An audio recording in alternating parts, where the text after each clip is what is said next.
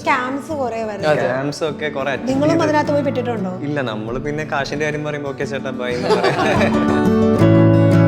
എനിക്ക് പേഴ്സണലി അറിയാവുന്ന കുറേ പേരും എൻ്റെ ഫ്രണ്ട്സും അവരെല്ലാവരും കൂടെ നമ്മളിപ്പോഴത്തെ ജനറേഷൻ കടന്നു പോകുന്ന ഒരു ലൈഫ് സ്റ്റൈലും കാര്യങ്ങളും എല്ലാം ഈ ഫിലിമിൽ വളരെ എന്ത് പറയാനാ ഇത്രയും ഷോർട്ട് സ്പാനിൽ അതും പറയുന്നുണ്ട് പല ലൈൻസിലും. അത് സഞ്ജയ് സാറിൻ്റെ ഒരു ബ്രില്യൻസ് തന്നെയാണ്. ഇത് ചെയ്യണോ, ഇത് ചെയ്താൽ വർക്ക് ആവണ്ടേന്ന് അങ്ങനെ ഒരു ടെൻഷൻ വന്നൊരു സീൻ ഏതെങ്കിലും ഉണ്ടോ? അങ്ങനെ ടെൻഷൻ ഇല്ലെങ്കിൽ പോലും നമ്മുടെ ഒരു പുതിയ എക്സ്പീരിയൻസ് തന്നെ 3 ദിവസം പ്രായമുള്ള ഒരു കുട്ടീനെയാണ് എടുക്കുന്നത്. അതെ, അതൊരു സീൻ തന്നെയായിരുന്നു. നമുക്ക് അങ്ങനെ ഒരു സീൻ വരുന്നുണ്ട് ഈ മൂവിയിൽ. ഞാൻ ആക്ച്വലി ലളിതം സുന്ദരം എന്ന് പറഞ്ഞൊരു ഫിലിമിൽ ചെയ്തിട്ടുണ്ടായിരുന്നു ഒരു റോൾ. പക്ഷെ അത് ഈ ടൈം കൺസ്ട്രെയിൻസ് ഒക്കെ കാരണം അതിൻ്റെതായിട്ടുള്ള ഇതിൽ സീൻസ് ഒക്കെ മാറിയിട്ടുണ്ടായിരുന്നു. ഹലോ എവ്രി വൺ, ബേബി ഗേളിന്റെ വിശേഷമായി നമ്മുടെ കൂടെ 2 പേരാണുള്ളത്. അക്ഷയാണ് മൃദുൽ. ഹലോ. ഹലോ, എന്തൊക്കെയാണ് വിശേഷങ്ങൾ? സുഖം. ഈ സഡൻ ആയിട്ട് ഇപ്പൊ നിങ്ങളെ ആളുകളൊക്കെ തിരിച്ചറിയുമ്പോണ്ടാവണം ആ ഒരു എനർജി എങ്ങനെയുണ്ട്? നിങ്ങൾ പുറത്തൊക്കെ ഇറങ്ങുമ്പോഴത്തേക്ക് ആളുകളൊക്കെ അറിയുന്നില്ലേ? അതെ അതെ, അറിഞ്ഞ് തുടങ്ങുന്നു. ഇപ്പോൾ ഫിലിം ഇറങ്ങിയിട്ട് എനിക്ക് 3 days ആവുന്നേ ഉള്ളൂ. അപ്പം ഗ്രാജുവലി അതിൻ്റെ ഇപ്പം നമുക്ക് പിന്നെ ഞാൻ ഇതുപോലെ റെസ്റ്റോറൻറ്റിൽ പോയപ്പോഴത്തേക്കും ഒരു കൂട്ടർ വന്നിങ്ങനെ സംസാരിച്ചായിരുന്നു, ഫോട്ടോ ഒക്കെ എടുത്തായിരുന്നു. അപ്പം അതൊരു ഭയങ്കര നല്ല മൊമെന്റ് തന്നെയായിരുന്നു. നമ്മൾ സ്വപ്നം കണ്ടൊരു സമയമല്ലേ നമ്മളോട് ഒരു സെൽഫി ആളുകൾ ചോദിക്കുന്നതൊക്കെ, അതൊക്കെ ഇങ്ങനെ സംഭവിച്ചു വന്നുകൊണ്ടിരിക്കുകയാണല്ലേ? അതെ, ഓക്കെ. ആ ഒരു ഫീലിംഗ് സത്യം പറഞ്ഞാൽ സന്തോഷം ഉണ്ടാവും. എന്നാലും നമുക്ക് സെലിബ്രിറ്റി ആയതിൻ്റെ ആ ഒരു സംഭവം ഉണ്ട്, അങ്ങനെ തോന്നുന്നില്ല. സെലിബ്രിറ്റീനെ ഉപരി എനിക്ക് തോന്നുന്നു ആ സിനിമ കണ്ടിട്ട് അവർക്ക് ആ ക്യാരക്ടർ, എല്ലാവരും ക്യാരക്ടേഴ്സിനെ കുറിച്ച് സംസാരിക്കുന്നു. സോ അതുകൊണ്ട് നമുക്ക് ഭയങ്കര സന്തോഷമാണ്. ചിലവര് അതിൻ്റെ ഒരു ട്വിസ്റ്റ് ആയാലും കാര്യങ്ങളായാലും അതിനെപ്പറ്റി സംസാരിക്കുന്നു. അപ്പൊ സിനിമയെ പറ്റി സംസാരിക്കുമ്പോഴാണ് കൂടുതൽ സന്തോഷം. അപ്പൊ അവർക്ക് എല്ലാ ക്യാരക്ടേഴ്സും രജിസ്റ്റർ ആയല്ലോ എന്ന് പറയുമ്പോൾ നമ്മൾ കുറച്ചുകൂടി റിലേറ്റബിൾ ആണ്. അതെ അതെ അതെ. നിങ്ങൾ റിയൽ ലൈഫിലും നേരത്തെ പരിചയമുള്ള അതോ ഈ സിനിമയിൽ വന്നിട്ട് കമ്പനി ആയതാണോ? ആക്ച്വലി ഇല്ല, ഇതിന്റെ ഓഡിഷന്റെ സമയത്താണ് ഓക്കെ പരിചയപ്പെടുന്നത്. ഒരു ഓഡിഷൻ എങ്ങനെയായിരുന്നു? നിങ്ങൾ ഇൻസ്റ്റാഗ്രാമിലോ അങ്ങനെ എന്തെങ്കിലും കണ്ടതാണോ? ഓപ്പൺ ഓഡിഷൻ ത്രൂ ആണ് 2 പേരും വരുന്നത്. ആക്ച്വലി എല്ലാവരും 3 പേരും മൈഥിലിയും കൂടെ ഓപ്പൺ ഓഡിഷൻ വരിക. ഇൻസ്റ്റാഗ്രാമിൽ ഇങ്ങനെ ഒരു പോസ്റ്റ് ഉണ്ടായിരുന്നു. എനിക്ക് ട്രിവാൻഡ്രത്തായിരുന്നു, കൊച്ചിയിലായിരുന്നു. സിഫയിൽ വെച്ചിട്ടായിരുന്നു ഓഡിഷൻ നടന്നിട്ടുണ്ടായിരുന്നത്. ഓക്കെ. അങ്ങനെ നമ്മൾ കഴിഞ്ഞു പോന്നു. അപ്പൊ നമുക്ക് ആ സമയത്ത് എന്തെങ്കിലും ഒരു ഇതുണ്ടായിരുന്നോ? അതായത് നമുക്ക് കിട്ടുന്ന ഒരു ഇൻറ്റ്യൂഷൻ എവിടെയെങ്കിലൊക്കെ കിടക്കുന്നുണ്ടായിരുന്നോ? ഞാൻ ആക്ച്വലി അത് കഴിഞ്ഞ് എനിക്ക് അന്ന് തന്നെ വേറെ വർക്ക് ഉണ്ടായിരുന്നു. ഞാൻ പരിപാടി കഴിഞ്ഞ് നേരെ പോയി. ഞാൻ ഓഡീഷൻ കഴിഞ്ഞ് എനിക്ക് അടുത്ത കോൾ ഷീറ്റിനെ കയറണമായിരുന്നു. അപ്പൊ ഞാൻ മെല്ലെ അതിലോട്ട് പോയി. പിന്നെ കുറച്ച് ഇത് മറന്നു. അതായത് കുറെ ഓഡിഷൻസ് അറ്റൻഡ് ചെയ്യുന്ന കൂട്ടത്തിൽ അറ്റൻഡ് ചെയ്തു. അതെ അതെ അതെ, നമ്മൾ നമ്മുടെ പാർട്ട് ചെയ്തു, ബാക്കി അവര് വിളിക്കുന്ന പോലെ. ഏകദേശം എത്ര നാൾ കഴിഞ്ഞിട്ടാ കോള് വന്നേ?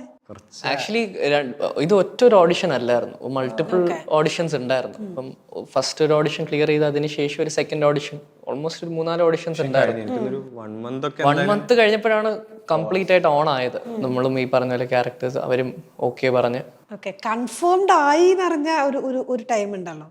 അതെ, അതുണ്ട്. അത് ഈ പറഞ്ഞ പോലെ ഒരു 1 month സ്പാൻ കഴിഞ്ഞതിന് ശേഷം നമ്മൾ അറിയുന്നത്. ഓക്കെ. അങ്ങനെ നമ്മൾ കൺഫേംഡ് ആയി സിനിമയിൽ ഇന്നായി എന്നുള്ളത്. അത് കഴിഞ്ഞപ്പോൾ ഒരു ടെൻഷൻ, കാരണം നമ്മളിത് കുറെ ഓഡിഷൻസ് അറ്റൻഡ് ചെയ്യും, ചിലപ്പോൾ കിട്ടും ചിലപ്പോൾ കിട്ടില്ല, അങ്ങനെയാണല്ലോ പോയത്. അത് വലിയൊരു പ്രൊജക്ടിന്റെ ഭാഗമാവാണ്. നമ്മൾ അതിനകത്തോട്ട് ഇന്നായി. അത് കഴിഞ്ഞിട്ടുള്ള നിങ്ങളുടെ പ്രിപ്പറേഷൻസ് എന്തൊക്കെയായിരുന്നു? ഭയങ്കര സറിയലായിരുന്നു. നമുക്ക് ഈ കിട്ടി കഴിയുമ്പോഴത്തേക്കും നമ്മൾ സ്വപ്നം കാണാൻ തുടങ്ങും, അഭിനയിക്കുന്നതും പടം ഇറങ്ങുന്നതും. അപ്പൊ ഈ മൊമെന്റ് എല്ലാം നമ്മൾ ആക്ച്വലി ഇങ്ങനെ മാനിഫെസ്റ്റ് ചെയ്തായിരുന്നു. നമ്മൾ വരുന്ന വഴിക്ക് സംസാരിച്ചതും ഇതിനെ പറ്റിയായിരുന്നു. ഇങ്ങനെ ഇരിക്കുന്നത് 1 വർഷം മുന്നേ നമ്മൾ ഈ പറഞ്ഞ പോലെ ഒരു ദിവസം ഒരു ഇന്റർവ്യൂ വരും, അല്ലെങ്കിൽ ഒരു ദിവസം ഇങ്ങനെ ഒരു വേദിയിൽ വരാൻ പറ്റും എന്ന്.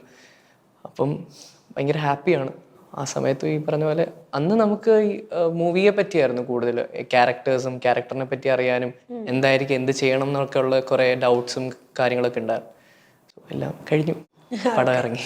സ്ക്രിപ്റ്റ് ഒക്കെ എങ്ങനെ നറേറ്റ് ചെയ്ത് തന്നത് നിങ്ങൾക്ക്? അത് ആക്ച്വലി ഓൺ സെറ്റിലായിരുന്നു നറേറ്റ് ചെയ്തത്. കാരണം നമുക്കൊരു എന്ത് പറയണ, പുതിയ ആർട്ടിസ്റ്റ് ആയിട്ട് നമ്മളിങ്ങനെ അധികം ആന്റിസിപ്പേഷൻ വെച്ച് ചെയ്ത് കഴിഞ്ഞാൽ നമ്മൾ ബിൽഡ് ചെയ്യും. അപ്പം അത് ബ്ലോക്ക് അങ്ങനെ ഒരു ഇത് വരാതിരിക്കാൻ വേണ്ടി നമുക്ക് ആ മൊമെന്റിൽ ഈവൻ സഞ്ജയ് സാറും അരുൺ സാറും നമുക്ക് വന്നിരുന്ന് നമ്മൾ എന്താണ് ക്യാരക്ടർ, എങ്ങനെയായിരിക്കും മാനറിസം ബിഹേവ് ചെയ്യുന്ന രീതികളും എല്ലാം ഡീറ്റെയിൽ ആയിട്ട് നമുക്ക് ബ്രീഫ് ചെയ്തു. അത് നമ്മൾ പ്ലേ ചെയ്തു. നമുക്ക് ആ ഷോട്ടിന്റെ മുന്നേ തന്നെ ഒരു ബ്രീഫ് തരും അവർ, അപ്പോഴാണ് കിട്ടുന്നത്. ആക്ച്വലി അതിന് ഒരു സ്ക്രിപ്റ്റ് റീഡിംഗ് അങ്ങനെയൊന്നും ഇല്ല. ഈവൻ നമ്മുടെ ക്യാരക്ടർ ഫ്രണ്ട്സ് ആണെന്ന് മാത്രം നമുക്ക് അറിയായിരുന്നു. ശേഷം നിങ്ങൾ കോണ്ടാക്ട് ഒക്കെ ഉണ്ടായിരുന്നു? നിങ്ങൾ ആ ഒരു സാധനം ഇങ്ങനെ നമ്മൾ ആക്ച്വലി ഒരുമിച്ചായിരുന്നു almost. Audition last final audition മുതലാണ് എനിക്ക് ആക്ച്വലി, ഞാൻ ഇവിടെ കൊച്ചിയിൽ ഓഡിഷൻ ചെയ്തോണ്ട് എനിക്ക് അറിയില്ല അപ്പൊ ഇങ്ങനത്തെ ഒരു പേഴ്സൺ ഉണ്ടെന്ന് ആളെ മീറ്റ് ചെയ്യുന്നൊന്നും ഞാൻ അറിയുന്നില്ല. അപ്പോ ഞാൻ നിൽക്കുമ്പോ അവനും അതേപോലെ നിൽക്കുന്നുണ്ട്. അപ്പൊ നമുക്കറിയുന്നു അത് കഴിഞ്ഞിട്ടുള്ള ഒരു നെക്സ്റ്റ് ഒരു റൗണ്ട് അവർ വെക്കുന്നുണ്ട്, കമ്പൈൻ ചെയ്തിട്ടുള്ള ഒരു ഓഡിഷൻ തന്നെയായിരുന്നു. നമ്മൾ ഒരിക്കലും കൺഫേം എന്നുള്ള സ്റ്റേറ്റിലോട്ടൊന്നും എത്തിയില്ല. നമ്മൾ വിചാരിച്ചു കോള് വന്നത് ഇതാണ് ഫൈനൽ ഓഡിഷൻ എന്നാണ്. ബട്ട് അത് കഴിഞ്ഞിട്ട് ഞങ്ങൾക്ക് കോമ്പിനേഷൻസും കാര്യങ്ങളൊക്കെ ഒരു ഓഡിഷൻ പോലെ അവർ എടുത്തിരുന്നു. സോ അതിലൂടെയാണ് ഞങ്ങൾ കുറച്ചുകൂടി നമ്മുടെ ബോണ്ട് ഒന്നുകൂടി സ്ട്രോങ് ആവുകയും കമ്മ്യൂണിക്കേറ്റ്, ആ പേഴ്സണെ ഞാൻ മനസ്സിലാക്കുകയും അവൻ എന്നെയും. അന്ന് മുതൽ ഇന്ന് വരെ ഭയങ്കര അടിപൊളി ഫീലിംഗ് ആണ്. നല്ലൊരു ഫ്രണ്ടിനെ കിട്ടിയതിൽ ഞാൻ ഭയങ്കര ഹാപ്പിയാണ്. സത്യം പറഞ്ഞ ഈ സിനിമയുടെ കൂടെ കിട്ടിയ ഒരു ബ്ലെസ്സിംഗ് ആണ്.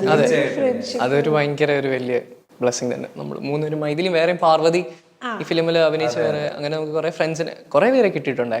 വളരെ ക്ലോസ് ചെറിഷ് ചെയ്യാൻ പറ്റുന്ന കുറെ മൊമെന്റ്സും ഫ്രണ്ട്ഷിപ്സും നമുക്ക് ഈ ഫിലിമിൽ നിന്ന് കിട്ടിയിട്ടുണ്ട്.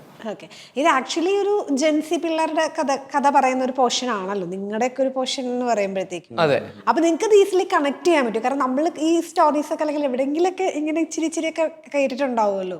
അതെ, ഈ പറഞ്ഞ പോലത്തെ നമ്മൾ പ്ലേ ചെയ്ത ക്യാരക്ടേഴ്സ് ഈ പടത്തിലുള്ള നമ്മുടെ എലമെന്റ് എന്ന് പറഞ്ഞു കഴിഞ്ഞാൽ ഇപ്പോഴത്തെ സൊസൈറ്റിയിൽ ഉണ്ടാവുന്ന കുറെ എന്താ പറയുക റിലേഷൻഷിപ്സ് ആണെങ്കിലും അങ്ങനത്തെ കുറെ കാര്യങ്ങൾ ഈ പടം വളരെ ഡിസ്ക്രീറ്റ് ആയിട്ട് സംസാരിക്കുന്നുണ്ട്.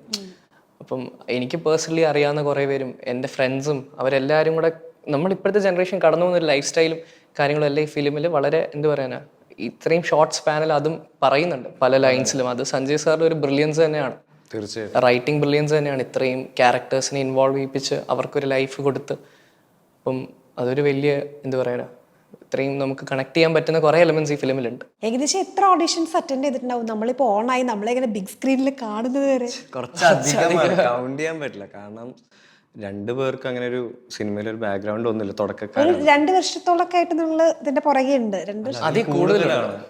ആക്ച്വലി അതിൽ കൂടുതലാണ് എല്ലാം. ഞാൻ ആക്ച്വലി ലളിതം സുന്ദരം എന്ന് പറഞ്ഞൊരു ഫിലിമിൽ ചെയ്തിട്ടുണ്ടായിരുന്നു ഒരു റോൾ. പക്ഷെ അത് ഈ ടൈം കൺസ്ട്രെയിൻസ് ഒക്കെ കാരണം അതിൻ്റെതായിട്ടുള്ള ഇതിൽ സീൻസ് ഒക്കെ മാറിയിട്ടുണ്ടായിരുന്നു.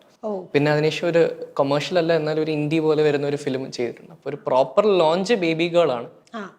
പിന്നെ ഓൾസോ നമ്മൾ ഇതിന് മുന്നേ ഒരു ഓഡിഷന് കണ്ടുമുട്ടിയിട്ടുണ്ട്. ഇതിന് മുന്നേ നമ്മളൊരു ഫിലിമിന്റെ ഓഡിഷൻ അല്ല അത്രയല്ല 2021 സമയത്തായിരുന്നു, കോവിഡ് കഴിഞ്ഞ സമയത്ത്. അന്ന് മൃദുലിന്റെ ഒരു മ്യൂസിക് വീഡിയോ ഒക്കെ ഭയങ്കര കേറി നിൽക്കുന്ന സമയമായിരുന്നു. ഫസ്റ്റ് ലവ് എന്ന് പറഞ്ഞ മ്യൂസിക് വീഡിയോ ഉണ്ട് നീരജ് മാധവന്റെ. സോ അതാണ് എനിക്ക് ഫസ്റ്റ് ഓപ്പണിംഗ് കിട്ടുന്നത്.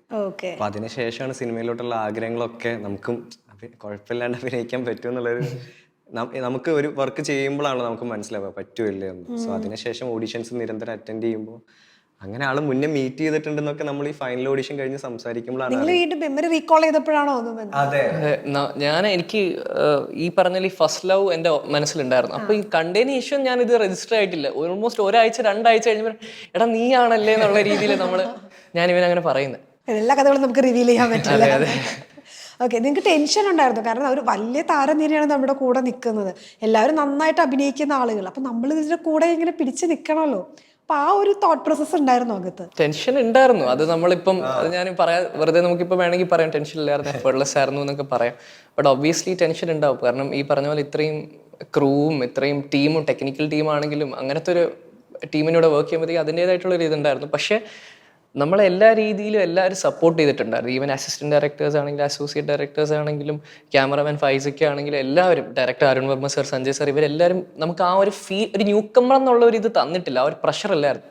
നമുക്ക് നമ്മുടെ ആ ഒരു പേസിന് ചെയ്യാൻ വേണ്ടിയിട്ടുള്ള എല്ലാ ഫ്രീഡവും തന്നിട്ടുണ്ട്. പിന്നെ പറഞ്ഞു തരുന്നതാണെങ്കിലും ഈ 2 പേര് സഞ്ജയ് സാറും അരുൺ സാറും ഭയങ്കര ഡിസ്ക്രിപ്റ്റീവ് ആണ്. ഇത് തരുന്ന ഓരോ വാക്ക് നമുക്ക് ആലോചിച്ച് കഴിയുമ്പോഴേ നമുക്ക് ആ ഒരു ഇമോഷനിലോട്ട് പെട്ടെന്ന് എത്താൻ പറ്റും. അപ്പൊ അങ്ങനത്തെ ഒരു ബ്ലെസ്സിങ് ഉണ്ട്. ഒരു ന്യൂ കമ്മർ എന്നുള്ള രീതിയിൽ നമുക്ക് ഏറ്റവും ഹാപ്പി ആയിട്ടുള്ള ഒരു കാര്യം ഈ ബോബി ആൻഡ് സഞ്ജയ്, അരുൺ വർമ്മ എന്ന് പറഞ്ഞ ഒരു ടീം, അവരുടെ കൂടെ വലിയ ബാനറിന്റെ കൂടെ നിങ്ങൾക്ക് ജോയിൻ ചെയ്ത് വരാൻ പറ്റി എന്നുള്ള വലിയൊരു കാര്യമാണ്. കൊറിയോഗ്രഫിയാണ് പ്രൊഫഷണലി. അതെ, കൊറിയോഗ്രാഫറാണ്. അതായിരുന്നു പാഷൻ, അതായിരുന്നു ഇഷ്ടം. എനിക്ക് തോന്നുന്നു ഫസ്റ്റ് ഒരു ഞാനൊരു ബാക്ക്ഗ്രൗണ്ട് ഡാൻസർ അങ്ങനെയാണ് തുടങ്ങുന്നത്. അപ്പൊ ഡാൻസർ ആവണം, പെർഫോമർ ആവണം എന്നാണ്. അതിനുശേഷം എനിക്ക് തോന്നുന്നു ഒരു ഡാൻസറിന്റെ ഉള്ളിൽ എപ്പോഴും ഒരു അഭിനയം എന്തായാലും ഉണ്ടാവില്ല. സോ അത് മെല്ലെ എക്സ്പ്ലോർ ചെയ്ത് തുടങ്ങുന്ന അവിടെ നിന്നാണ് ഇനി ആക്ടർ. കാരണം ആ ലേബിൾ എനിക്ക് കിട്ടി. അപ്പൊ സെറ്റുകളിൽ പോകുമ്പോൾ അറിയാം കൊറിയോഗ്രാഫറാണ്. സോ അതിനുശേഷം നമ്മൾ എനിക്ക് തോന്നുന്നു ഇവിടെ എല്ലാവരും ഇങ്ങനെ കൊറിയോഗ്രാഫർ ആണെങ്കിൽ കൊറിയോഗ്രാഫർ അത് മാത്രം അങ്ങനെ ഞാൻ ഫേസ് ചെയ്യേണ്ടി വന്നിട്ടുണ്ട്. പക്ഷെ എനിക്ക് അഭിനയോടും താല്പര്യം ഉണ്ടെന്ന് പറയുമ്പോൾ എല്ലാവരും ഡാൻസർ അല്ലേ, നമുക്ക് അത് നമുക്ക് അങ്ങനെ ചാൻസസ് ഒന്നും കിട്ടിയിട്ടില്ല. ഈവൻ ഓഡീഷൻ ചെയ്യാനുള്ളൊരു സ്പേസ് പോലും കിട്ടിയിട്ടില്ല. സോ എൻ്റെ ഒരു എന്താ പറയുക, എനിക്കും പ്രൂവ് ചെയ്യണമായിരുന്നു. അതിന് ഒക്കെ കിട്ടിയൊരു ചാൻസാണ് ബേബികളുടെ ഓഡീഷൻ. അത് ക്രാക്ക് ചെയ്യാൻ പറ്റി, കുഴപ്പമില്ലാണ്ട് ചെയ്യാൻ പറ്റി. ഇപ്പോൾ ആൾക്കാർ നമ്മൾ ചെയ്തത് അക്സെപ്റ്റ് ചെയ്യുമെന്ന് വിചാരിക്കുന്നു. സോ നമ്മൾ തിയേറ്റർ വിസിറ്റ് നടത്തുമ്പോഴൊക്കെ നമ്മൾ നല്ല റെസ്പോൺസ് ആണ്. കാരണം ആ സിനിമ കണ്ട് ഇറങ്ങി പോകുന്ന എല്ലാവരുടെ മനസ്സിലും നിങ്ങളുടെ ആ ക്യാരക്ടേഴ്സ് ഒക്കെ നമ്മൾ ക്യാരി ചെയ്തിട്ടാണ് പോകുന്നത്. അത് വലിയൊരു കാര്യം തന്നെയാണ്. ഈ പറഞ്ഞ കൊറിയോഗ്രഫിയുടെ കാര്യം പറയാൻ പറ്റും. അപ്പൊ അതായത് സിനിമയിലേക്കുള്ള ഒരു വഴിയായിട്ടാണോ നമ്മളത്, അതായത് അവിടേക്ക് ഒരു ഓപ്പണിംഗ് കിട്ടും എന്നുള്ള ഒരു അങ്ങനെ ഒരു തോട്ടൽ? അങ്ങനെ തുടങ്ങിയതല്ല. എനിക്ക് ഡാൻസ് ചെയ്യാൻ ഭയങ്കര ഇഷ്ടമായിരുന്നു. ഡാൻസർ എന്നുള്ള രീതിയിലാണ് ഞാൻ ഫസ്റ്റ് ചെയ്യുന്നത് ഭീഷ്മപർവ്വതത്തിലെ രതിപുഷ്പം എന്നുള്ള സോങ് ആണ്. സോ അതിലൊരു ബാക്ക്ഗ്രൗണ്ട് ഡാൻസ് എന്നുള്ള രീതി വരികയും അപ്പോൾ ഷൈൻ ടോം ചാക്കോന്റെ ആ സീൻ വരുമ്പോഴൊക്കെ നമ്മൾ നോക്കി നിൽക്കുന്നത്, വണ്ടർ അടിച്ച് നിൽക്കുന്നത്. ഡയറക്റ്റ് അത് ഭയങ്കര സ്പോട്ടിലാണ് ആ സീനൊക്കെ നടക്കുന്നത്, ആ സീക്വൻസും ആ മൂവ്മെന്റും. അപ്പം നമുക്ക് ആഗ്രഹങ്ങൾ കൂടുക. അപ്പോൾ ഓരോ തവണ ഓരോന്ന് ചെയ്യുമ്പോഴും എനിക്കറിയില്ല ആക്ടർ ആവണമെന്നൊക്കെ നിമിത്തമായതായിരിക്കും. എൻ്റെ ഒരു ജേർണി മൊത്തത്തിലൊരു ഡാൻസർ, ഒരു കൊറിയോഗ്രാഫർ, അസിസ്റ്റന്റ് ആക്ടർ, അങ്ങനെ കിട്ടുന്ന ഓപ്പർച്യൂണിറ്റീസ് ഒക്കെ എല്ലാം പഠിക്കുക, സിനിമയെ കൂടുതൽ പഠിക്കുക, ആഗ്രഹങ്ങളാണ് എന്നോട് എത്തിച്ചതെന്ന് എനിക്ക് എപ്പോഴും തോന്നാറുണ്ട്. ഓക്കെ, അല്ല സിനിമ നടനാണെങ്കിൽ സിനിമ എനിക്ക് എൻ്റെ ഒരു കപ്പ് ഓഫ് ടീ ആണെന്ന് തോന്നിയത് കൊറിയോഗ്രാഫി തുടങ്ങി കുറച്ച് നാൾ കഴിഞ്ഞപ്പോഴായിരുന്നു. അതെ അതെ ആയിരുന്നു. ഓക്കെ, ഞാൻ ആക്ച്വലി ഈ ഫസ്റ്റ് ലവിലും ഞാൻ ഡാൻസറിനെയാണ് ഓഡീഷൻ കൊടുക്കുന്നത്. പക്ഷെ അവരാണ് പറഞ്ഞത് മൃദുൽ ഇങ്ങനത്തെ ഒരു ക്യാരക്ടർ ഉണ്ട്, അപ്പൊ അതിനൊന്ന് ഓഡീഷൻ ചെയ്യാം. അപ്പൊ അന്ന് എനിക്കധികം അറിയില്ല, അഭിനയിക്കാൻ അറിയോ? ഞാൻ ഡ്രാമയോ അങ്ങനെയൊന്നും ചെയ്തിട്ടില്ല ആ ടൈമിലൊന്നും. നമുക്കറിയില്ല, ഓഡീഷൻസിന് പോകുന്നല്ലാണ്ട് അവർ ഇങ്ങനത്തെ ഒരു അത് ലീഡ് റോളാണ്. അപ്പം നമുക്കൊരു ടെൻഷനൊക്കെ ഉണ്ട്. ബട്ട് അത് ചെയ്ത് കഴിഞ്ഞപ്പോൾ ഒന്നുകൂടി സ്ട്രോങ് ആയി പറ്റും. ആക്ച്വലി ആ കോവിഡ് ടൈമിൽ അത് കുറച്ചുകൂടി അക്സെപ്റ്റബിൾ ആയിരുന്നു. ആ ടൈമിൽ എല്ലാവരും ആ സോങ് കൊള്ളായിരുന്നു, ആ പയ്യനെ എനിക്ക് മെല്ലെ മെല്ലെ അക്സെപ്റ്റൻസ് കിട്ടി തുടങ്ങുന്നൊക്കെ ഒരു സന്തോഷമാണല്ലോ. പിന്നീട് ഓക്കെ എനിക്ക് ആക്ടർ ആവണം എന്നുള്ള സ്ട്രോങ് ആയിട്ടുള്ള ഫീലിംഗ് വരികയും അതിനുവേണ്ടി പരിശ്രമിച്ചുകൊണ്ടിരുന്നിരുന്ന് ഇപ്പോൾ 2026 സംഭവിച്ചിരിക്കുകയാണ്. കുറച്ച് കാലത്ത് വെയിറ്റിംഗ് ഉണ്ട് എന്നുള്ളതാണ്. അക്ഷയ് എന്തായിരുന്നു പഠിച്ചതൊക്കെ? ഞാൻ ആക്ച്വലി ഈ പറഞ്ഞ ഡാൻസും പരിപാടികളൊന്നും ഇല്ലായിരുന്നു. ഞാൻ മൈം ചെയ്യുമായിരുന്നു സ്കൂളിൽ. അതായിരുന്നു എനിക്ക് ആക്ടിങ് എന്നുള്ള ഒരു ഇത്, അല്ലെങ്കിൽ ഒരു ആർട്ട് എന്നുള്ള രീതിയിൽ മൈമും മ്യൂസിക്കും അത്യാവശ്യം ഗിറ്റാറും കാര്യങ്ങളും എല്ലാം പ്ലേ ചെയ്യുമായിരുന്നു. അപ്പം മൈമ് 9th 10th സ്റ്റേറ്റും അങ്ങനെയൊക്കെ പോയിട്ടുണ്ട് കുറേ. അപ്പം അതിൻ്റെ ഏതൊരു വീഡിയോയിലാണ് ഞാൻ പറഞ്ഞ ലളിതം സുന്ദരം എന്ന് പറഞ്ഞൊരു ഫിലിമിലോട്ട് എത്തുന്നത്. അങ്ങനെ പോയി ഓഡിഷൻ ചെയ്യുന്നു. ബേസിക് എന്ന് പറഞ്ഞ ഒരു ഫണ്ടമെന്റൽ ഫോർഗ്രൗണ്ട് എന്ന് പറഞ്ഞു കഴിഞ്ഞാൽ മൈമ് തന്നെയായിരുന്നു ചെയ്തുകൊണ്ടിരുന്നത്, ആക്ടിങ് ബേസ് ചെയ്തിട്ട്. പിന്നെ സിനിമ എന്ന് പറഞ്ഞു കഴിഞ്ഞാൽ എപ്പോഴും ഒരു വളരെ ചെറിയ ഏജ് തൊട്ടേ നമ്മൾ ഫോളോ ചെയ്യുന്ന ഒരു സാധനം. ആഗ്രഹം ഉണ്ടായിരുന്നു ഞാനൊരു സിനിമ നടനാവണം, അല്ലെങ്കിൽ അങ്ങനെ ഒരു ആഗ്രഹം എക്സാക്ട്ലി ഇല്ലായിരുന്നു ഞാൻ. കാരണം അതൊരു വലിയൊരു എന്താ പറയുക, ഒരു വലിയൊരു ഡ്രീമായിട്ട്, അല്ലെങ്കിൽ അയ്യോ അതൊരു മാജിക്കൽ സ്പേസ്, ആ ഒരു സ്പേസിലോട്ട് ഒരിക്കലും എത്താൻ പറ്റില്ല എന്ന് വിചാരിച്ചിരുന്നു. ബാക്ക്ഗ്രൗണ്ടുകളൊന്നും ഇല്ലാത്തവർക്ക് അവിടെ എത്തിപ്പെടുക എന്നുള്ളത് നമുക്ക് എല്ലാവർക്കും വരുന്ന ക്വസ്റ്റ്യൻ ആണ്, എങ്ങനെ നമ്മൾ അവിടെ എത്തും എന്നുള്ളത്. അങ്ങനത്തെ ഇത് ഉണ്ടായിരുന്നു. പിന്നെ ഈ പറഞ്ഞ പോലെ ഫസ്റ്റ് അത് എക്സ്പീരിയൻസ് ചെയ്ത് കഴിഞ്ഞപ്പോഴാണ് ആ സിനിമയുടെ ആ ഒരു പ്രോസസ്സ്, ഈ പറഞ്ഞ പോലെ നമ്മൾ വരുന്നു, ചെല്ലുന്നു, സെറ്റിൽ ചെല്ലുന്നു, മേക്കപ്പ് ചെയ്യുന്നു, പെർഫോം ചെയ്യാനിരിക്കുന്നു, ആ മൊമെന്റിൽ നമ്മൾ ആ സെന്റർ ഓഫ് അറ്റൻഷനും. അപ്പൊ കിട്ടുന്ന ചെയ്ത് കഴിയുമ്പോൾ കിട്ടുന്ന ഒരു അഡ്രിനാലിനും ആണെങ്കിലും ഒരു അപ്രീസിയേഷൻ ആണെങ്കിലും അതൊരു ഭയങ്കര തരം എക്സ്പീരിയൻസ് ആയിരുന്നു. അതിനുശേഷമായിരുന്നു ഓക്കെ ഇതിൽ വേറെയും കുറേ ഡൈമെൻഷൻസ് ഉണ്ട്, അല്ലെങ്കിൽ ഇതിൽ വേറെയും കുറേ പരിപാടി ഉണ്ടെന്ന് നമുക്ക് തോന്നി. ഓക്കെ ഇതെന്നാ പെർസീവ് ചെയ്യുക അല്ലെങ്കിൽ ട്രൈ ചെയ്യാന്നുള്ള രീതിയിൽ തുടങ്ങി നമ്മൾ ഓഡിഷൻസ് അപ്ലൈ ചെയ്യുന്നു, ഒരു പ്രോസസ്സ് വരുന്നു. അങ്ങനെ കുറെ ഇയറിൽ അവസാനം വീണ പന്താണ്. ഈ പറഞ്ഞ പോലെ കുറെ വർഷങ്ങളായല്ലോ. അപ്പൊ നമ്മൾ ഇതിന്റെ ഇടയ്ക്ക് നമ്മുടെ കാര്യങ്ങൾ നടക്കണം, പിന്നെ വീട്ടിൽ നിന്ന് വരുന്ന ഒരു പ്രഷർ. കാരണം നമ്മള് ഈ നോർമൽ ഫാമിലിയിൽ നിന്ന് വരുന്ന ആളുകളെല്ലാം സഫർ ചെയ്യുന്ന കാര്യം, അതൊക്കെ നിങ്ങൾ എങ്ങനെ ഓവർകം ചെയ്തത്? ഫോർച്ചുനേറ്റ്ലി എൻ്റെ വീട്ടിൽ നിന്ന് അത്യാവശ്യം സപ്പോർട്ടീവ് ആയിരുന്നു. ഈ പറഞ്ഞ പോലെ അങ്ങനെ ചെയ്യണ്ടെന്നോ അങ്ങനെയൊന്നും പറഞ്ഞിട്ടില്ല. അവർ അത്യാവശ്യം നല്ല എൻകറേജ് ചെയ്തിട്ടുണ്ട് ഓഡിഷൻസ് ചെയ്യാനും. അതിനൊന്നും അങ്ങനത്തെ ഒരു ഇഷ്യൂസും കാര്യങ്ങളൊന്നും വന്നിട്ടില്ല. പിന്നെ പറഞ്ഞില്ല കൂടെ വേറെ എന്തെങ്കിലും ചെയ്യണമെന്നോ അല്ലെങ്കിൽ വർക്ക് അതിന്റെ കൂടെ കണ്ടിന്യൂ ചെയ്യണമെന്നോ അങ്ങനെയൊന്നും പറഞ്ഞില്ലായിരുന്നു? പറയുന്നുണ്ട് ഇടയ്ക്ക് എപ്പോഴും. ആ ഒരു സേഫ്റ്റി അതെപ്പോഴും പറയും, ഒരു എന്താ പറയുക, ഒരു ബാക്കപ്പ് എന്നുള്ളൊരു, അത് അവരെയും കുറ്റം പറയാൻ പറ്റത്തില്ല. കാരണം പ്ലാൻ ബി നമുക്ക് വേണം ഉറപ്പായിട്ടും. കാരണം സിനിമ എന്ന് പറഞ്ഞാൽ അത്രയും അൺസർട്ടൺ ആയിട്ടുള്ള ഒരു ഫീൽഡ്. നമ്മൾ കേൾക്കുന്നതാ, നമുക്കും അറിയാലോ എത്ര ഓഡിഷൻസിൽ എത്ര പേര് നമ്മൾ ഇത്രയും കാണുന്നുണ്ട്, എത്ര പേര് വരുന്നതും പോകുന്നു, ഇതെല്ലാം നമ്മൾ കാണുന്നുണ്ട്. അപ്പോൾ നമുക്കറിയാം അത്ര അൺസർട്ടൺ ആയിട്ടുള്ള ഫീൽഡ്. അപ്പോൾ ഒരിക്കലും നമുക്ക് ഈ പറഞ്ഞ പോലെ അങ്ങനെ നമുക്ക് ഡിപ്പെൻഡ് ചെയ്യാൻ പറ്റില്ല. അതുകൊണ്ട് വീട്ടുകാർ അങ്ങനെ പറയുന്നത് നമുക്ക് അവരെ ഒന്നും പറയാൻ പറ്റില്ല. അവർ പറയുന്നത് പ്ലാൻ ബി ഉണ്ടായിരുന്നോ? ഞാൻ എഞ്ചിനീയറിംഗ് പഠിച്ചത്, അപ്പം അതുണ്ട്. അങ്ങനെ ഇപ്പോഴും സിനിമ തന്നെയാണ്. അതിനെപ്പറ്റി നമ്മൾ അങ്ങനെ ചിന്തിക്കുന്നില്ല. നമ്മൾ അതിനെപ്പറ്റി ഫോക്കസ് ചെയ്ത് കഴിഞ്ഞാൽ നമ്മൾ ഇതിൽ നിന്ന് നമ്മൾ ഡീവിയേറ്റഡ് ആയി പോയി. ഇപ്പം ആസ് ഓഫ് നൗ ട്രൈ ചെയ്യുക, ശ്രമിക്കുക, ചാൻസസ് കിട്ടുക, ഓപ്പർച്യൂണിറ്റീസ് സീസ് ചെയ്യുക എന്നുള്ള ഒരു ചിന്ത മാത്രമേ ഉള്ളൂ ഇപ്പം.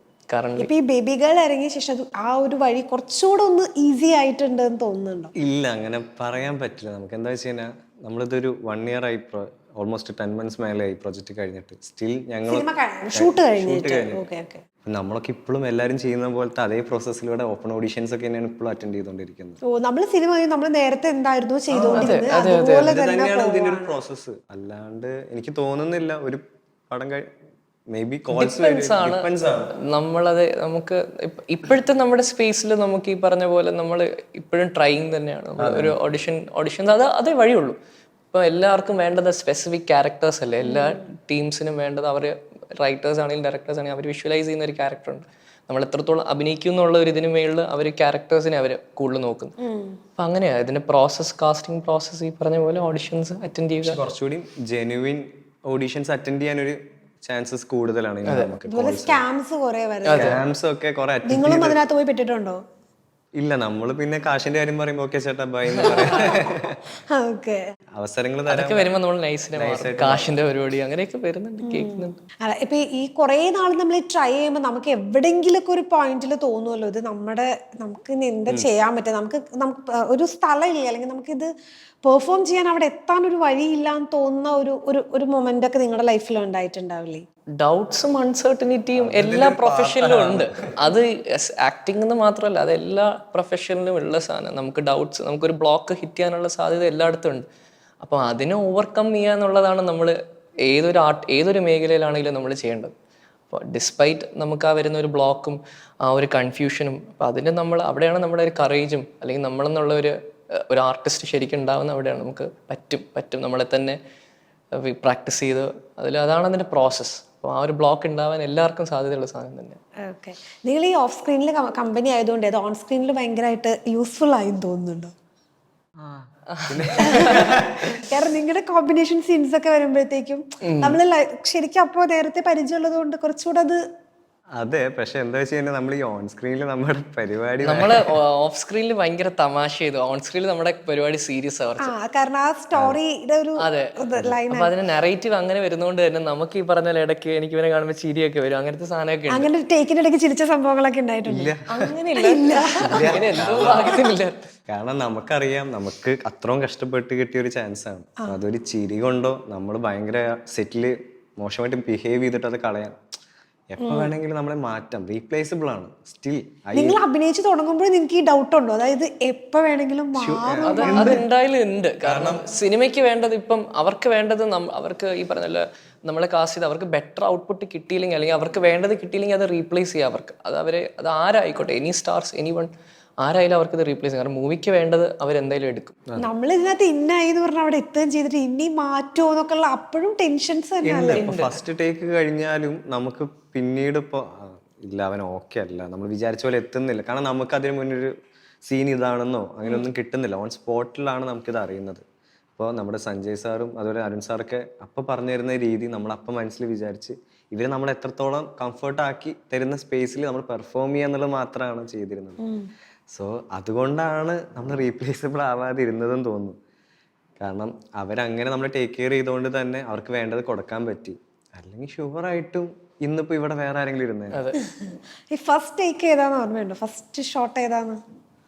യെസ്, പക്ഷെ ആ ഷോട്ടിനെ കുറിച്ച് സംസാരിക്കാൻ ഞാൻ സിനിമ കണ്ടതാണോ പക്ഷെ ട്വിസ്റ്റ് വരുന്ന ഭാഗമാണോ?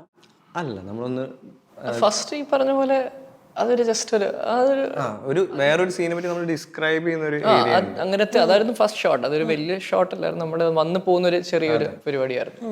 മെയിൻ സീൻസ് എല്ലാം ടുവേർഡ്സ് നമ്മളൊന്ന് ഇന്നായി കഴിഞ്ഞപ്പോഴത്തേക്കും നമ്മുടെ മെയിൻ സീൻസ് അതൊരു രീതിയിൽ നോക്കി നല്ല കാര്യമായിരുന്നു. ഓക്കെ, ഈ ബേബി ഗേളിന്റെ സെറ്റിൽ വെച്ച് നിങ്ങൾ പഠിച്ച ഏറ്റവും വലിയൊരു കാര്യം എന്താ? കാരണം നിവിൻ പോളി ഉണ്ട്, സംഗീത് ഉണ്ട്, ലിജോ മോൾ ഉണ്ട്, അങ്ങനെ വലിയ ഭയങ്കര ഒരു താരനിരയുള്ള ഒരു സിനിമ തന്നെയാണ്. അവിടെ നിങ്ങൾ ലേൺ ചെയ്ത ഏറ്റവും വലിയൊരു ലെസൺ എന്തായിരിക്കും? ലെസൺസ് ഉണ്ട്, സെറ്റിൽ ബിഹേവ് ചെയ്യുന്ന കാര്യങ്ങളുണ്ട്. പിന്നെ ഈ പറഞ്ഞാണെങ്കിലും നമ്മൾ വർക്ക് ചെയ്യുന്ന ഇത്രയും വലിയ ആർട്ടിസ്റ്റിൻ്റെ കൂടെ ആകുമ്പോൾ അവരെങ്ങനെയാ ക്യാരക്ടറിലോട്ട് കയറുന്നത്, അവരെങ്ങനെ പെർഫോം ചെയ്യുന്നത്, അവരെങ്ങനെ ഓഫ് സ്ക്രീനും ഓൺ സ്ക്രീനും ബിഹേവ് ചെയ്യുന്നു. അപ്പോൾ അങ്ങനത്തെ കുറേ കാര്യങ്ങൾ നമുക്ക് പഠിക്കാൻ പറ്റി. പിന്നെ ഒരു ടെക്നിക്കൽ ആസ്പെക്ട്സിലും നമ്മൾ എങ്ങനെ നിൽക്കണം, അല്ലെങ്കിൽ എങ്ങനെ അവർ ഫ്രെയിം സെറ്റ് ചെയ്യുന്നത്, എങ്ങനെ അവർ പെർഫോം ചെയ്യുന്നത്, അതെല്ലാ രീതിയിലും നമ്മൾ ഒബ്സർവ് ചെയ്ത് പഠിക്കാൻ പറ്റും. ഒരു ലേണിംഗ് സ്കൂൾ തന്നെയായിരുന്നു ബേസിക്കലി. ഞാൻ പറഞ്ഞില്ല, ഒരു ന്യൂ കമ്മറിന് ഏറ്റവും ബ്ലെസ്ഡ് സ്പേസ് തന്നെയായിരുന്നു. ഓക്കെ. ഒന്ന് എത്തിയ ഇതിൽ ആരുടെ അഭിനയം കണ്ടപ്പോഴാണ് നമ്മളിങ്ങനെ നോക്കി നിന്ന് അല്ലെങ്കിൽ ഇങ്ങനെ നിന്ന് പോയത്? എല്ലാവരും ഒരാളുടെ പേര് പറയാൻ പറ്റില്ല. ഇല്ല, ഒരിക്കലും പറയാൻ പറ്റില്ല. ആ മൂവിന്നല്ല, പൊതുവെ നമ്മളെല്ലാരും അഡ്മയർ ചെയ്യുന്ന ആക്ടേഴ്സ് ആണ്. സോ ഇവിടെ സീൻ കാണുമ്പോൾ ഭയങ്കര മാജിക്കൽ ഫീലിംഗ് ആണ്. നമുക്കിങ്ങനെ നോക്കിക്കും.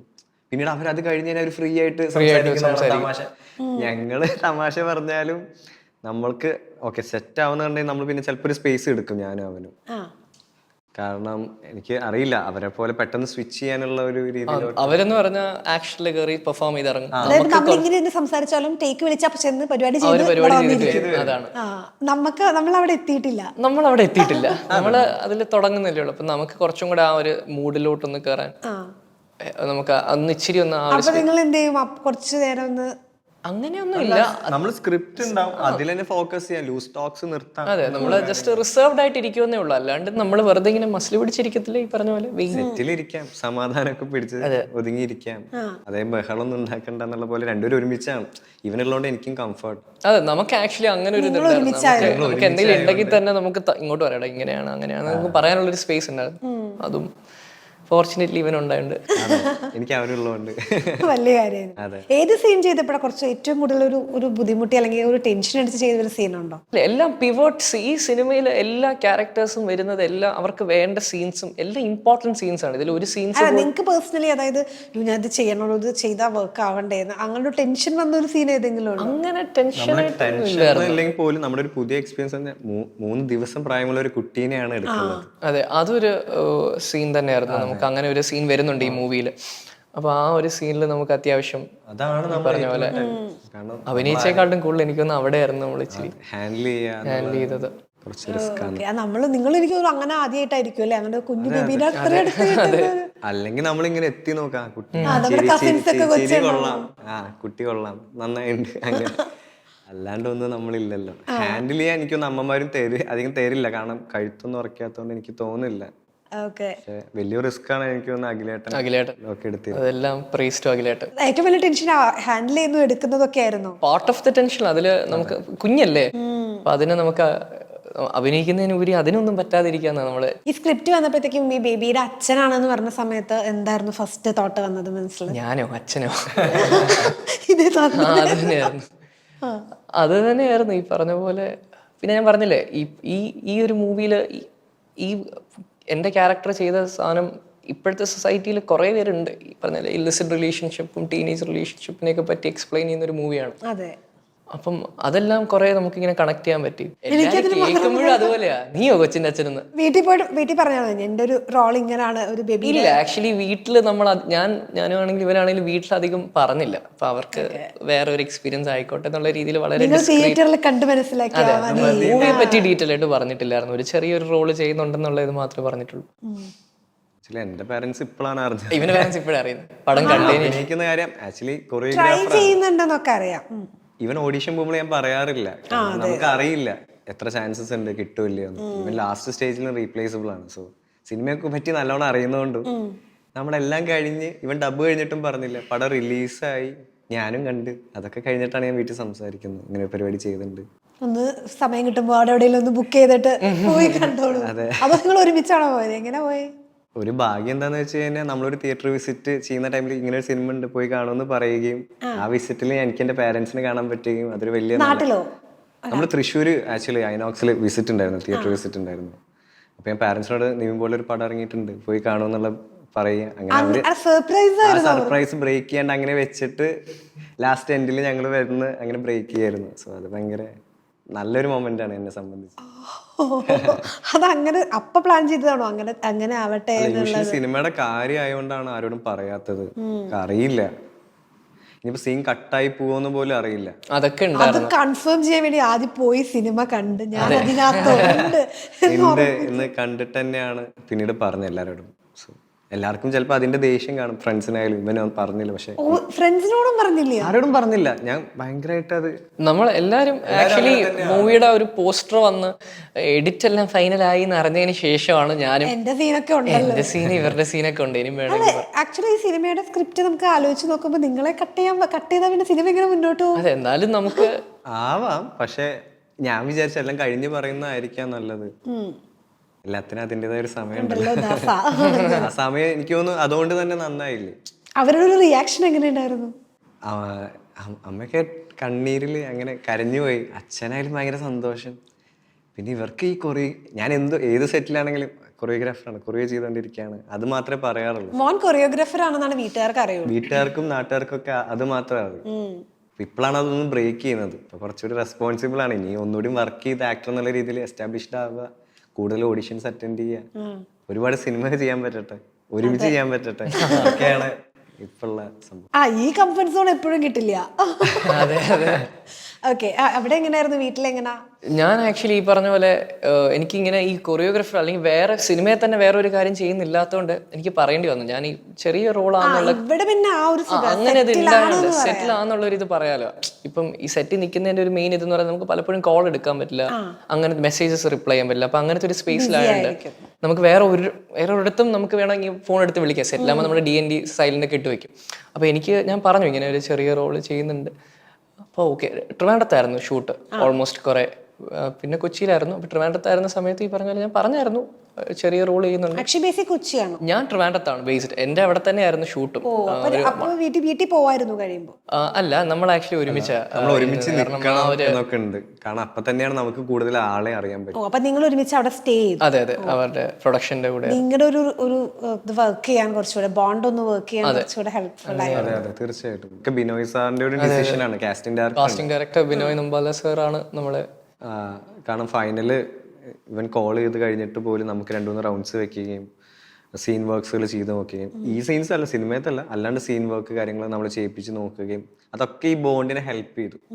അപ്പൊ എല്ലാ ക്രെഡിറ്റ്സും ബിനോയ് സാർ. ഷൂട്ട് തുടങ്ങുന്നതിന് കുറച്ച് മുമ്പ് തന്നെ നിങ്ങൾ ഒരുമിച്ച് സ്റ്റാർട്ട് ചെയ്തായിരുന്നു? ഓൾമോസ്റ്റ് നമ്മളൊരു അതായത് ഓഡിഷന്റെ ഒരു ഫൈനൽ ഓഡിഷന്റെ ഒരു 3-4 ഡേയ്സ് ഒരുമിച്ചാണ്. പിന്നെ ഷൂട്ട് തുടങ്ങുന്നതിന്റെ തലേ ദിവസം നമ്മൾ മീറ്റ് ചെയ്ത്. വീട്ടിലെ കാര്യം നമ്മൾ കംപ്ലീറ്റ് ചെയ്തു. വീട്ടിൽ പറഞ്ഞാൽ അവരും കണ്ടപ്പോഴത്തേക്കും അച്ഛനാണെങ്കിൽ ഭയങ്കര സെന്റിമെന്റൽ ഇമോഷണൽ ആണ്. അപ്പൊ പുള്ളിക്കാരനും ഈ പറഞ്ഞ പോലെ കണ്ടപ്പോഴത്തേക്കും ഭയങ്കര ഹാപ്പി ആയി. സെറ്റിലേക്ക് വന്നായിരുന്നോ? ആക്ച്വലി ഒരു ദിവസം വന്നിട്ടുണ്ടായിരുന്നു അച്ഛൻ. പറയാണ്ട് വന്നതാ.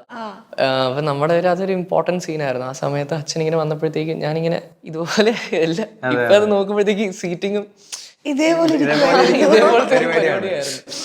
അപ്പൊ ഞാനിങ്ങനെ നോക്കിയപ്പോഴേക്കും ദാണ്ട് അച്ഛൻ എന്നുള്ള രീതി. പക്ഷെ എനിക്ക് അന്ന് ആ ഒരു സ്പേസിൽ അച്ഛനെ അക്നോളജ് ചെയ്യാൻ പറ്റിയില്ല. കാരണം നമ്മൾ അത്രയും ഇന്നായിട്ട് നിൽക്കുന്ന ഒരു മൊമെന്റിലായിരുന്നു. അപ്പൊ പിന്നെ അച്ഛനും കുറച്ചു നേരം കഴിഞ്ഞ് പോയി. എന്നിട്ട് ഞാൻ വീട്ടിൽ ചെയ്തിട്ട് പറഞ്ഞു, ഇങ്ങനെയാണ് സെറ്റിലാണ് അച്ഛൻ, എനിക്ക് അധികം ഓപ്പൺ അപ്പ് ആവാൻ പറ്റില്ല എന്നുള്ള രീതിയിൽ. പിന്നെ അത് കഴിഞ്ഞപ്പോഴത്തേക്കും ഒരു സമയം 6:30 ആയി അന്ന് ഷൂട്ട് കഴിഞ്ഞപ്പോഴത്തേക്കും. അപ്പം വീട്ടിൽ ഈ പറഞ്ഞ പോലെ അവര് ഹാപ്പിയാണ് സിനിമയില്. നമ്മൾ കാണുന്നുണ്ടല്ലോ എഫേർട്സും. ഓഡിഷന് പോകുന്നു, കൊച്ചി വരുന്നു, ട്രിവാൻഡ്രത്ത് പോകുന്നു, രാവിലെ എണീറ്റ് പോകുന്നു, തിരിച്ച് വീണ്ടും വരുന്നു. അങ്ങനത്തെ ഒരു ടീഡിയസ് ആയിട്ടുള്ള കഷ്ടപ്പാട് കാണുന്നുണ്ടായോണ്ട് അവരും കാണുമ്പോഴത്തേക്കും അവരെ ഒബ്വിയസ്ലി ഹാപ്പി ആവും. അപ്പം അവരുടെ ഹാപ്പിനെസ്സും നമ്മുടെ ഹാപ്പിനെസ്. ഈ ഫാമിലി മെമ്പേഴ്സ് നമുക്ക് ക്ലോസ് ആയിട്ടുള്ള ആൾക്കാരൊക്കെ ഈ ഫ്രണ്ടിൽ വന്ന് നിൽക്കുമ്പോൾ ക്യാമറയുടെ മുന്നിൽ നിന്ന് അഭിനയിക്കാൻ ഒരു ബുദ്ധിമുട്ട് അങ്ങനെ ഉണ്ടോ? ഇല്ല, അങ്ങനെയില്ല. കാരണം നമ്മൾ ഇത് വൺസ് ഈ സെറ്റ് നമ്മൾ ഇരുന്ന് കഴിഞ്ഞാൽ നമ്മൾ അത്രയും നമ്മൾ ഇന്നാണ്. നമുക്കിവിടെ വേറെ തോട്ട് വരാനുള്ള അത്രയും എടുക്കാൻ കൺസ്യൂം ചെയ്യാനുള്ള സ്പേസ് ഇല്ല. നമ്മളെപ്പോഴും ഫോക്കസ്ഡ് ആയിട്ട് നിൽക്കുന്ന ഒരു സ്പേസ് ആണ് ഈ സെറ്റിൽ പെർഫോം ചെയ്യുന്നതിന്റെ സമയത്ത്. അപ്പൊ ആ സമയത്ത് നമ്മൾ അങ്ങനെ അധികം എനർജി ഒന്നും അധികം ആൾക്കാരുടെ പ്രസൻസോ കാര്യങ്ങളൊന്നും കൺസ്യൂം ചെയ്യത്തില്ല. അപ്പൊ അങ്ങനെ ഒരു ഫാക്ടർ വരുന്നില്ല. ഇപ്പം അച്ഛനോ അമ്മയോ ആരും വന്നാലും അത് കുഴപ്പമില്ല. പറയുന്നത് ആ ബ്രേക്കിന്റെ ടൈമിലാണ് പാരന്റ്സിന്റെ ഒരു പരിപാടി. അതെ. പക്ഷെ അപ്പോഴും നമ്മള് ഇവിടെ തന്നെ എനിക്കൊന്നും ഒരു തുടക്കക്കാരെന്നുള്ള രീതിയിലും ഒരു ആക്ടർ എന്ന രീതിയിൽ പൊസിഷൻസ് ഒക്കെ മാർക്ക് ചെയ്താൽ നമ്മളവിടെ മാക്സിമം അവിടെ നിൽക്കുക, അങ്ങോട്ടും ഇങ്ങോട്ടും റോം ചെയ്യാണ്ടിരിക്കുക. എന്തെങ്കിലും ഉണ്ടെങ്കിൽ പ്രൊഡക്ഷനിൽ പറഞ്ഞാൽ അവര് ഡീൽ ചെയ്യും. നമ്മളെ പിന്നെ കാണാണ്ടാവുകയും അതിനോടൊന്നും ചെയ്തിട്ടില്ല. സോ അതുകൊണ്ട് തന്നെ മാക്സിമം ഇവിടെ തന്നെ നിൽക്കുക. സെറ്റിൽ ആ സമയത്ത് വിളിക്കുന്ന സമയത്ത് അവിടെ അവൈലബിൾ ആയിരിക്കണം എന്നുള്ളത്. മോസ്റ്റ്ലി എപ്പോഴും സാറിന്റെ ബാഗ് അരുൺ സാറിന്റെ ഒപ്പം ഉണ്ടാവും. വിളിക്കുക, പെർഫോം ചെയ്യുക എന്നുള്ള ബേസിൽ. നമ്മളൊരു ഷോട്ട് കഴിഞ്ഞ് കഴിഞ്ഞാൽ അപ്പൊ തന്നെ നമ്മളിങ്ങനെ ഡയറക്ടറുടെ മുഖത്ത് നോക്കുമ്പോൾ അവിടെ നിന്ന് കാണുന്ന ഒരു റിയാക്ഷൻ ആണോ നിങ്ങൾക്ക് സമാധാനം കിട്ടുന്നത്? നമ്മളിങ്ങനെ നോക്കുകയാണോ അല്ലെങ്കിൽ നമ്മൾ ഓടി മോണിറ്ററിൽ പോകും, അല്ലെങ്കിൽ ഷോണിനെ നോക്കും എന്താ ചെയ്തതെന്ന് അറിയാൻ വേണ്ടിട്ട്. അതൊരു ക്യൂരിയോസിറ്റി. നമ്മളെ ട്രീറ്റ് ചെയ്യുന്ന ഇപ്പൊ സാറ് ചിലത് ചെയ്ത് കഴിഞ്ഞ് പറയും, മൃദുലെ, അക്ഷയ് ഒന്ന് വന്ന് കാണാവോ, ഒന്ന് നോക്കുമെന്ന്. അങ്ങനെയാണ് നമ്മൾ പോയി നോക്കാറ്. അല്ലാണ്ട് ഒരു ഷോട്ട് കഴിഞ്ഞുകൊണ്ട് നമ്മൾ പോയി നോക്കുന്ന പരിപാടി ഇല്ല യൂഷ്വലി രണ്ടുപേർക്കും. ഓക്കെ. സാറ് പറഞ്ഞു കഴിഞ്ഞാൽ പോയി സാർ ഓക്കെ എന്ന് പറഞ്ഞാൽ പിന്നെ നമ്മളത് നോക്കാറില്ല. വേണ്ടല്ലോ, കാരണം ഡയറക്ടർ ഡിസിഷൻ ആണ് അവിടെ. സോ അത് റെസ്പെക്ട് ചെയ്യുക, അവിടെ നിൽക്കുക എന്നുള്ളത് തന്നെയാണ് ഞങ്ങളും എടുത്ത തീരുമാനം. ഓക്കെ. നിങ്ങൾ തിയേറ്ററിൽ പോയിട്ട് നമ്മുടെ സീൻസ് ഒക്കെ വന്ന് കാണുമ്പോഴത്തേക്കും അപ്പൊ ഇങ്ങനെ കുറച്ചുകൂടെ ഞാൻ ഇങ്ങനെയൊക്കെ ചെയ്തു എന്തായിരുന്നു ആ ഫീൽ? എന്തായിരുന്നു? പുതിയനാണ് താരം. സലീം കുമാർ ഇങ്ങനെ ഇരിക്കത്തില്ലേ, ഇങ്ങനെ പോകുന്ന അത് തന്നെയായിരുന്നു. ഞങ്ങൾക്ക് ഓൾറെഡി സിനിമ ചെയ്യുമ്പോൾ ആഗ്രഹം ഉണ്ടായിരുന്നു ഒരുമിച്ച് തന്നെ 3 പേർക്ക് ഇരുന്ന് കാണണം. സോ അങ്ങനെ പറ്റി. ഒരുമിച്ച് ബുക്ക് ചെയ്തിട്ടാണ് പോയത്? അല്ല, അവിടെ പ്രൊഡക്ഷൻ ബുക്ക് ചെയ്തിട്ടാണ് നമ്മൾ ഒരുമിച്ചിരുന്നത്. അപ്പം ഓരോ വേറെ സീൻ വരുമ്പോൾ സീൻ അതുണ്ടായിരുന്നു. അത് ഭയങ്കര ഒരു എക്സ്പീരിയൻസ് ആണ്. അത് നമ്മൾ ചെയ്ത വർക്ക് ആൾക്കാർ കാണുന്നു, ആൾക്കാർ അപ്രീഷിയേറ്റ് ചെയ്യുന്നു, നമ്മൾ കാണുന്നു. ഇത്രയും വലിയ സ്ക്രീനിൽ നമ്മൾ കാണുമ്പോൾ കിട്ടുന്ന ഒരു ഫീൽ അത് ഭയങ്കര സറിയലാണ്. ഇനി എപ്പോഴാണ് നിങ്ങളൊക്കെ ഇപ്പോൾ വലിയ സ്റ്റാർസ് ആയിട്ട്, അതായത് കുറച്ചൊരു 4-5 വർഷം കഴിയുമ്പോഴത്തേക്കും കുറേ സിനിമകൾ ചെയ്യുമല്ലോ, അപ്പൊ നമുക്ക് പുറകിലേക്ക് ചിന്തിക്കുമ്പോഴാണ് ഓക്കെ എൻ്റെ ആ പോർഷനിൽ കുറച്ചുകൂടെ ഒക്കെ നന്നാക്കായിരുന്നു എന്നൊക്കെ. കാരണം നമുക്ക് ഫസ്റ്റ് മൂവി ഇറങ്ങുമ്പോൾ നമ്മുടെ ഭയങ്കര ഫേവറേറ്റ് ആയിരുന്നു. എല്ലാ ആക്ടേഴ്സും അങ്ങനെ പറയുന്നത് ശ്രദ്ധിച്ചിട്ടില്ലേ? കാരണം അപ്പോഴത്തേക്കും നമ്മൾ കുറച്ചുകൂടെ ഒക്കെ എന്താ പറയാ, ഇതിന്റെ എല്ലാ സംഭവങ്ങളും പഠിക്കും. ഇപ്പൊ നമ്മൾ നേരത്തെ പറഞ്ഞ പോലെ ഇങ്ങനെ ഇരിക്കുമ്പോൾ ടേക്ക് വിളിച്ചാലും ഓടിപ്പോയി അത് ചെയ്യാനുള്ള ഒരു ലെവലിലേക്കാവും. അപ്പൊ ഇനി നെക്സ്റ്റ് എന്താ പ്ലാൻ? എന്താ ഈ സിനിമയുടെ ഭാഗമായിട്ട് മുന്നോട്ട് പോവുക എന്നുള്ളത് തന്നെ? ഉറപ്പായിട്ടും അത് തന്നെയാണ്. അതിനുള്ളൊരു എഫേർട്ട് നെക്സ്റ്റ് എന്താ ഇപ്പൊ നമുക്ക് ആക്ച്വലി ഞാൻ അതിരടി എന്ന് പറഞ്ഞൊരു ഫിലിമില് വർക്ക് ചെയ്യുന്നുണ്ട്. ടൊവിനോ ബേസിലുണ്ട് ഇവിടെ. ഒരു ചെറിയ റോളാണ് ഇവിടെ. അത് ഷൂട്ട് കഴിഞ്ഞു. അത് പിന്നെ ഞാൻ ഒന്ന് ബാക്കപ്പ് ആയി. അപ്പൊ അതുണ്ട്. പിന്നെ ഹോപ്പ്ഫുള്ളി അതെ ഇറങ്ങാനുണ്ട്. അത് ചെറിയ റോളാണ്, ഒരു ക്യാരക്ടർ ചെയ്യുന്നുണ്ട്.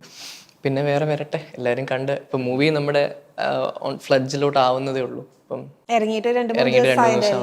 ഇത് ആക്ച്വലി സെക്കൻഡ് മൂവിയാണ് അങ്ങനെ പറയാം. ഫസ്റ്റ് ഓഡിഷൻ ചെയ്ത ആശാനായിരുന്നു, അത് കഴിഞ്ഞിട്ടാണ് ബേബി ഗേൾ ചെയ്തത്. പക്ഷെ ഫസ്റ്റ് ഇറങ്ങിയ പാടം നമ്മുടെ ബേബി ഗേളാണ്. നമ്മുടെ ഫിലിമോഗ്രഫി എടുക്കുമ്പോൾ ഫസ്റ്റ് മൃദുലിന്റെ ബേബി ഗേളാണ് ഒരു നല്ല ഓപ്പണിംഗ് കിട്ടുന്നതും ഒരു ത്രൂ ഔട്ട് ക്യാരക്ടർ ഒക്കെ കിട്ടുന്നത്. ആശാനിൽ നമ്മളൊരു ക്യാരക്ടർ ചെയ്തിട്ടുണ്ട്. 26 ഇറങ്ങി, ജനുവരിയിൽ ബേബി ഗേൾ, ഫെബ്രുവരിയിൽ ആശാൻ. പിന്നെ ഭാഗ്യം ഉണ്ടെങ്കിൽ മേരി ബോയ്സിൽ ഒരു ചെറിയ വേഷം ചെയ്തിട്ടുണ്ട്. സോ അത് എനിക്കൊന്നും അതും അടുത്ത് തന്നെ ഉണ്ടാവും വിശ്വസിക്കുന്നത്. അങ്ങനെയാണ് കാര്യങ്ങൾ പോകുന്നത്. ഓക്കെ. അപ്പൊ guys, thank you so much. കണ്ടതിൽ